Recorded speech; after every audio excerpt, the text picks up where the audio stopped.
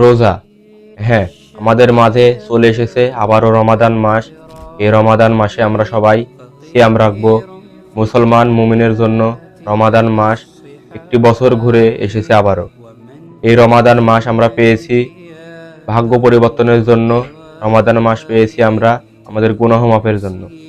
এই রমাদান মাস মুমিন মুসলমানের জন্য একটি শ্রেষ্ঠ মাস। দেখুন, এই রমাদান মাস আমরা পেয়েছি, আল্লাহ তাআলা আমাদের সুযোগ দিয়েছেন। পরবর্তী বছর আমরা এই রমাদান মাস পাবো কিনা আমাদের জানা নেই, কারণ মৃত্যুর তো কোনো, আমাদের কখন মৃত্যু হবে এটা তো আমরা কেউই জানি না।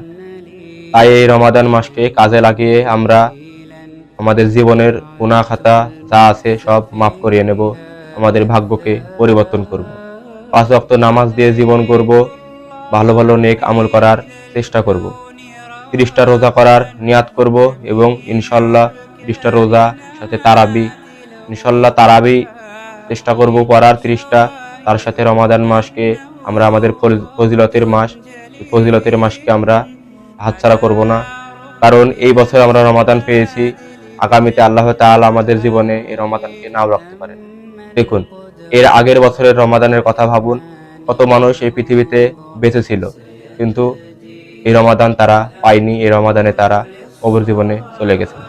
পরবর্তী বছরে আমরা এই রমাদানকে পাবো কিনা এর কোনো নিশ্চয়তা নেই। তাই এই রমাদানকে আমাদের জীবনের শেষ রমাদান মনে করে আমরা এই রমাদানকেই 30টা রোজা রাখবো। কারণ রোজা প্রতিদিন আসে না, প্রতি মাসে আসে না, একটি মাসে আসে আল্লাহ তাআলার শ্রেষ্ঠ মাস, যে মাসে কুরআনুল কারীম নাজিল হয়েছিল, যে মাস আমাদের জন্য, মুমিন মুসলমানের জন্য একটি গুনাহ খাতা মাফ করানোর মাস।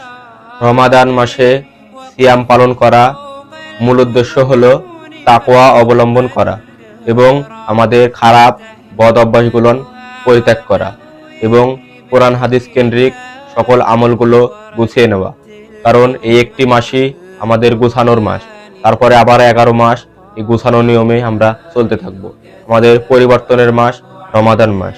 তাই এই রমাদান মাসকে আমরা সবাই 30টা রোজা রাখবো এবং আল্লাহ তাআলার কাছে সকল গুনাহ খাতা মাফ চাইব। আমাদের যত নেক আমল আছে সবগুলো যেন আল্লাহ তাআলা এই রমাদান মাসের উদ্দেশ্যে কবুল করে নেয়। আমাদের সকলের মনের যত নেক মাকসাদ আছে, চাওয়া পাওয়া আছে আল্লাহর কাছে, সবগুলো যেন আল্লাহ তাআলা এই রমাদান মাসের উদ্দেশ্যে কবুল করে নেয় এবং আমাদের জীবনের সকল গুনাহ খাতা মাফ করে দেয়। আল্লাহ তাআলা বলেন, হে ঈমানদারগণ, তোমাদের উপরে রোজা ফরজ করা হয়েছে, যেমন ফরজ করা হয়েছিল তোমাদের পূর্ববর্তীদের ওপর, যাতে তোমরা তাকওয়া অবলম্বন করতে পারো। তাকওয়া অর্থ হলো